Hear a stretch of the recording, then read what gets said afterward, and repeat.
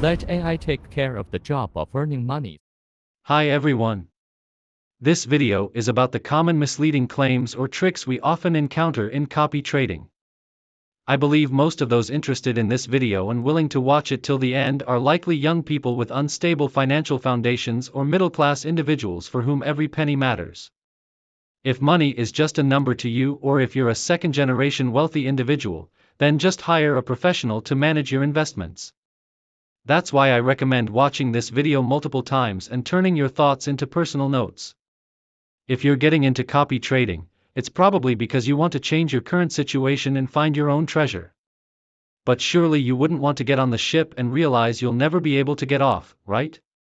Struggling to make ends meet is already hard enough, we can't let it escalate into drowning in debt. At the start of this video, let's assume that the copy trading platform in question is not a scam.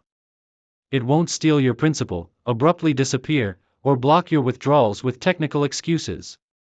Let's assume it genuinely facilitates trades and allows normal withdrawals. If you want to learn how to identify scam platforms, check out our previous videos. Let's start by playing a little financial math game. Imagine a trade guarantees a 50% win rate. If you win, you earn 60% of your principal. For example, invest $100, and you win $60. If you lose 40% of your principal. Would you invest under these conditions? Most people would think this deal sounds favorable and consider investing. But it wouldn't take long to realize your assets would shrink faster than you could imagine. A 50-50 win-loss chance with winnings greater than losses, how could it possibly lead to losses? Isn't that a scam? Isn't the trade rigged? Actually, this trade is 100% honest, no tricks, no deception. Your intuition, logic, and reasoning may seem correct, but math will teach you something new. Let's say there are 10 trades per month, 5 wins and 5 losses. While the order of wins and losses doesn't affect the outcome, let's assume you win 5 consecutive times before losing 5 times. Investing $100 and winning 5 consecutive trades means multiplying your investment by 1.65 times. 100 times 1.6 equals 1048.58. Then you lose 5 times consecutively, which means multiplying by 0.65 times. 1048.58 times 0.6 equals 81.54. Your original $100 will shrink to $81.54. For better understanding, let's look at a single win-loss cycle. A win multiplies your amount by 1.6, while a loss reduces it to 0.6. Combining the two, 1.6 times 0.6 is equal to 0.96. You lose 4% per win-loss cycle, even without considering transaction fees. So what seemed like a great deal based on their claims turns out to be mathematically flawed. This teaches us one thing: feelings and intuition can deceive you, but math won't. When evaluating whether a trading opportunity is truly profitable, don't just rely on what you hear, see, or feel, do the math. Otherwise, if you don't end up being the chump, who else will? Now let's discuss the common tricks used by copy trading platforms.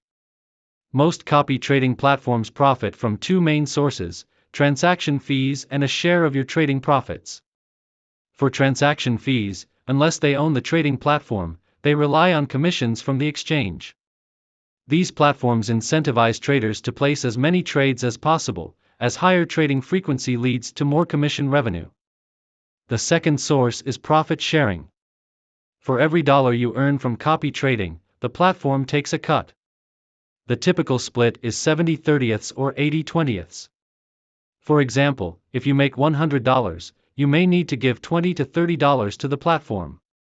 Some platforms charge as little as 10 to 15%, depending on the reputation of the trader you're copying. Now that we understand where their income comes from, let's look at some common promotional traps. Copy trading is legal and common in developed countries, but in some Asian countries, it's heavily scrutinized. This leads to low-key promotions, often targeting friends and family. If a platform only dares to recommend itself to friends and family, it's usually less problematic. But if their performance is poor, and they still try to pull you in, then you've simply trusted the wrong person. The most problematic are those platforms hosting public seminars, both online and offline. These seminars often feature a celebrity figure as the speaker or advisor. Their credentials are often overhyped, such as being a professor at some university or a trading guru. But their achievements usually can't be verified through Google or any other source. During the seminar, they will repeatedly highlight their impressive trading performance. Some will use basic tables to fake expertise, while more advanced ones will show trading reports with small but favorable results. To add credibility, they might show live demonstrations, like drawing a couple of EMA lines on a candlestick chart and claiming it's their unique, powerful strategy. They'll point to a crossover and say, "We entered here," and then point to the high of a trend and say, "We exited here, so we made this much profit last week." At this point, most of the audience will be mesmerized, except for you. Why? Because unlike the others, you're not an actor. Most of the audience at these seminars are paid participants who clap, nod, and even ask staged questions to hype up the event. It's all an act. Toward the end of the seminar, there will often be testimonials featuring a simple, honest-looking person who claims their life improved after joining the platform.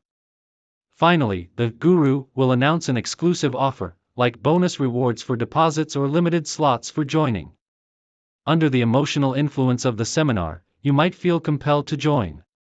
But remember, if you can't critically evaluate their claims or ask insightful questions, it's best to walk away.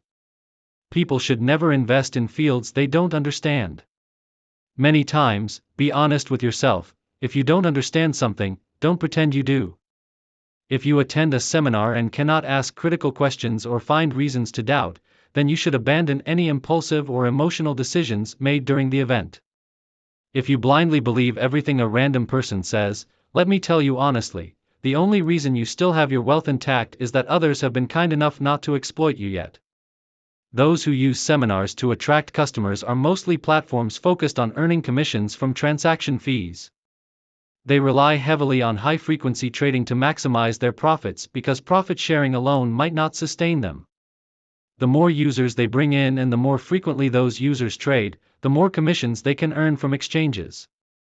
Such platforms often boast memberships in the thousands.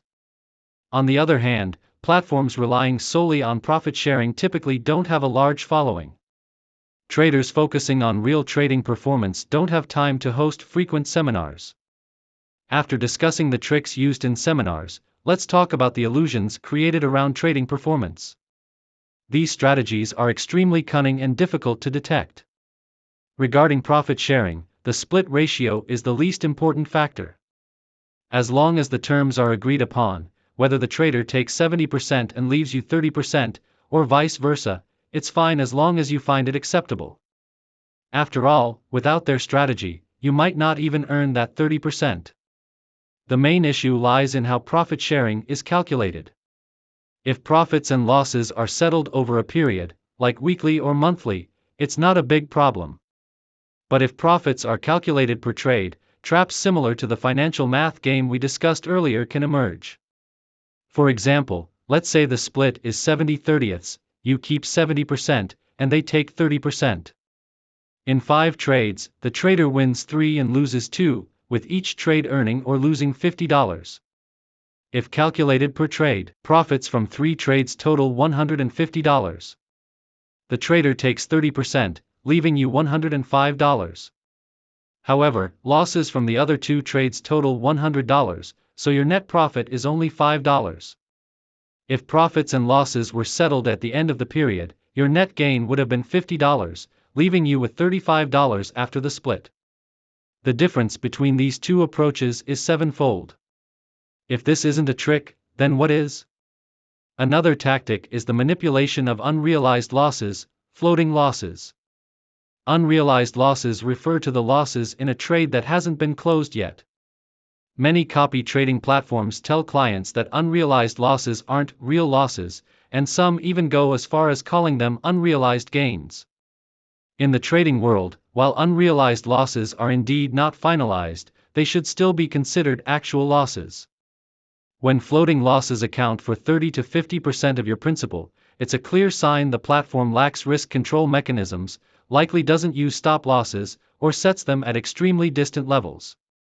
This lack of risk management isn't trading, it's gambling. A strategy commonly associated with extreme floating losses is the martingale system. This strategy avoids stop losses altogether and doubles down on positions when the market moves against them. The theory behind martingale is that after significant upward or downward movement, the market will eventually reverse. For example, if the price drops, the trader keeps buying more to average down the cost. At first glance, this strategy might seem logical: enter at $100, but the price drops. Add another position at $80 to bring the average cost down to $90. If the price rebounds to $120, the profit seems larger than before. But martingale is a strategy borrowed from casinos, where gamblers continuously bet double the previous amount on one outcome, e.g., big in dice games. Eventually, a win recovers all previous losses. While casinos guarantee eventual outcomes, financial markets don't. Leverage trading in forex or cryptocurrency can lead to liquidation before any reversal occurs. For example, HTC once peaked at $1,238 but never returned to that price and now trades at around $40. If you recognize a martingale strategy, the best advice is, value your life and stay away. Whenever someone tells you unrealized losses aren't actual losses, challenge and reject that claim. Another common trick is the manipulation of account statements. Many copy trading platforms provide account statements that show how much of your investment remains. Let's assume the platform isn't a scam or Ponzi scheme. The statements may be genuine but often hide the truth by only showing realized profits while excluding floating losses. For example, if your initial capital was $100, and you earned $10 but have $20 in floating losses, your actual balance is $90.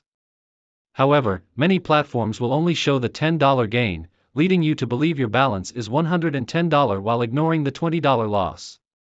These misleading statements make you feel like the trader is performing exceptionally well, fostering loyalty and encouraging you to spread the word for them. In cryptocurrency, many platforms charge gas fees as prepaid transaction costs. These fees have no relation to Ethereum's actual gas fees and are often non-refundable. To exhaust these gas fees, you must keep trading. If your account gets wiped out, the platform might compensate you by refunding gas fees equivalent to a portion of your losses. But the reality is, these gas fees are just numbers on a screen. They cost the platform nothing and are used to entice you to deposit more money. The platform's goal is simple: to keep you trading. Losses are your problem, while they continue to profit from every trade. In conclusion, take the time to understand the composition of copy trading account statements and the motivations behind every compensation action. We should all have basic financial literacy. Falling for cleverly presented numbers is akin to admitting your financial education came from your PE teacher. That's all for this introduction. If you found this video helpful, please like, subscribe, and share it with your friends.